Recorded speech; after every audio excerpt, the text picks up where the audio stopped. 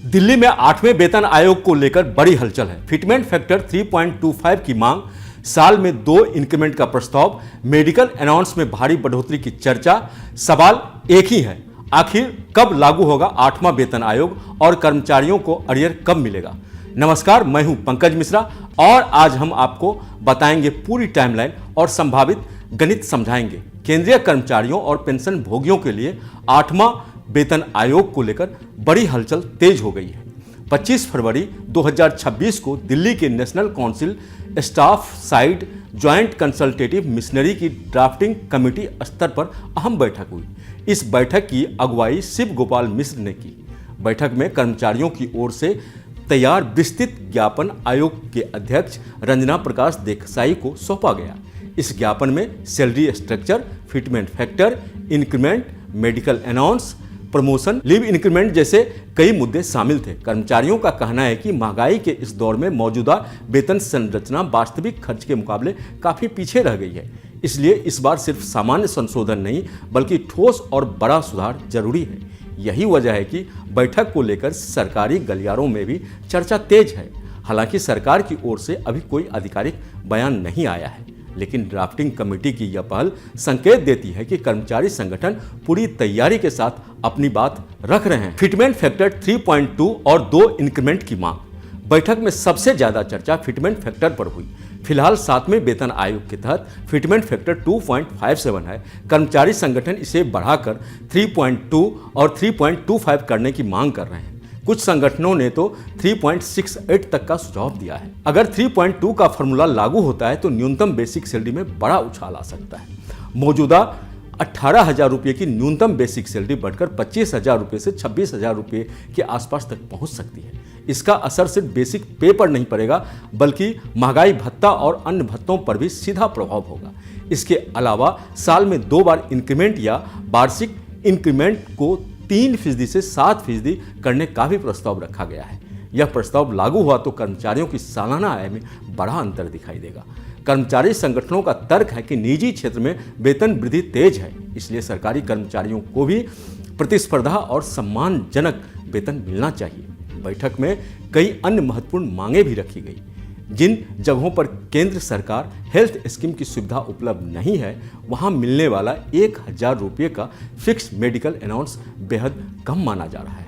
इसे बढ़ाकर 20,000 रुपये प्रतिमाह करने की मांग रखी गई है। इसके साथ ही लीव ट्रैवल कंसेशन को नगद विकल्प के रूप में देने का सुझाव भी दिया गया है। कर्मचारी संगठनों का कहना है कि कई बार ड्यूटी की वजह से यात्रा की योजना बनाना मुश्किल होता है, इसलिए नगद विकल्प व्यवहारिक होगा। रिटायरमेंट के समय लीव इंक्रीमेंट की सीमा 300 दिनों से बढ़ाकर 400 दिन करने की मांग भी जोर पकड़ रही है। 30 साल की सेवा में कम से कम 5 गारंटीड प्रमोशन देने का प्रस्ताव भी चर्चा में रहा। साथ ही बच्चों की शिक्षा भत्ता को पोस्ट ग्रेजुएशन तक बढ़ाने और तकनीकी कर्मचारियों के लिए अतिरिक्त 10% तत्व जोड़ने का सुझाव भी रखा गया। इन सभी मांगों का मकसद सिर्फ वेतन वृद्धि नहीं बल्कि समग्र सेवा शर्तों में सुधार है। कब लागू होगा 8वां वेतन आयोग? सबसे बड़ा सवाल यही है कि आखिर 8वां वेतन आयोग कब लागू होगा। परंपरा के मुताबिक केंद्र सरकार हर 10 साल में वेतन आयोग लागू करती है। 7वां वेतन आयोग 1 जनवरी 2016 से प्रभावी हुआ था। ऐसे में स्वाभाविक रूप से 8वें वेतन आयोग को 1 जनवरी 2026 से प्रभावी माना जा रहा है। सरकार ने 2025 में आयोग के गठन की प्रक्रिया शुरू की और इसे करीब 18 महीने में सिफारिश देने का लक्ष्य दिया गया है। इसका मतलब यह हुआ कि आयोग की रिपोर्ट 2026 के मध्य अंत तक आ सकती है, लेकिन लागू करने का फैसला सरकार के हाथ में होगा। अगर रिपोर्ट समय पर आती है और सरकार उसे मंजूरी देती है तो इसे 1 जनवरी 2026 से प्रभावी माना जा सकता है। ऐसे में कर्मचारियों को बढ़ी हुई सैलरी के साथ पिछली तारीख से अरियर मिलने की भी उम्मीद रहेगी। वित्त मंत्रालय अंतिम गणना करेगा कि राजकोष पर इसका कितना असर पड़ेगा। इसे किस चरणों में लागू करना व्यवहारिक होगा। कर्मचारियों की नज़र सिर्फ सैलरी बढ़ोतरी पर नहीं बल्कि अरियर पर भी है।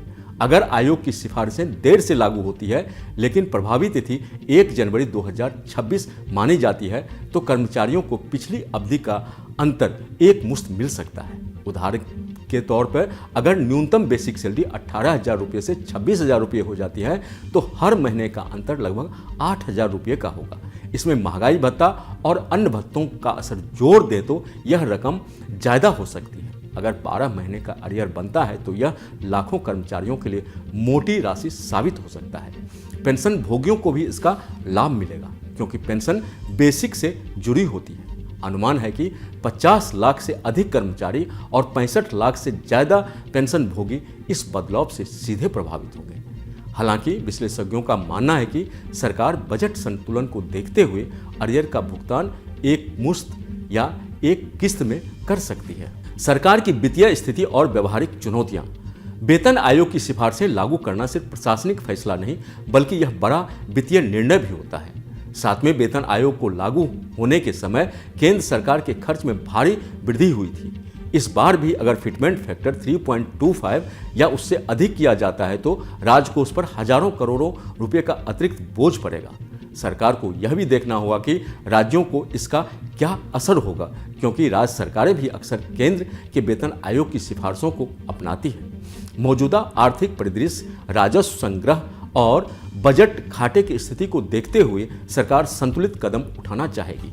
इसलिए संभव यही है कि सिफारिशों पर गहन अध्ययन के बाद चरण होने के समय केंद्र सरकार के खर्च में भारी वृद्धि हुई थी। इस बार भी अगर फिटमेंट फैक्टर 3.25 या उससे अधिक किया जाता है तो राजकोष पर हजारों करोड़ों रुपए का अतिरिक्त बोझ पड़ेगा। सरकार को यह भी देखना होगा कि राज्यों को इसका क्या असर होगा क्योंकि राज्य सरकारें भी अक्सर केंद्र के वेतन आयोग की सिफारिशों को अपनाती हैं। मौजूदा आर्थिक परिदृश्य, राजस्व संग्रह और बजट घाटे की स्थिति को देखते हुए सरकार संतुलित कदम उठाना चाहेगी। इसलिए संभव यही है कि सिफारिशों पर गहन अध्ययन के बाद चरणबद्ध तरीके से इसे लागू करने का फैसला हो। हालांकि कर्मचारियों का तर्क है कि महंगाई और जीवन यापन की लागत में तेजी से बढ़ोतरी हुई है, इसलिए वेतन संशोधन में देरी उचित नहीं होगी। तो साफ है कि 8वें वेतन आयोग को लेकर मांगे तेज हो चुकी है। ड्राफ्टिंग कमेटी ने अपनी बात आयोग के अध्यक्ष तक पहुंचा दी है।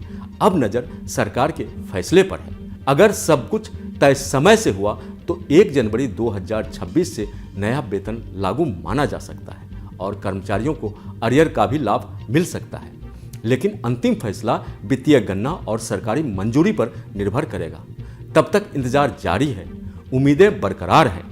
अगर आपको हमारा यह वीडियो बढ़िया लगा तो इसे लाइक और शेयर जरूर करें। साथ ही साथ हमारे चैनल न्यूज नेशन को सब्सक्राइब करना ना भूलें ताकि देश दुनिया की तमाम अपडेटेड खबर समय पर आपके पास जल्द से जल्द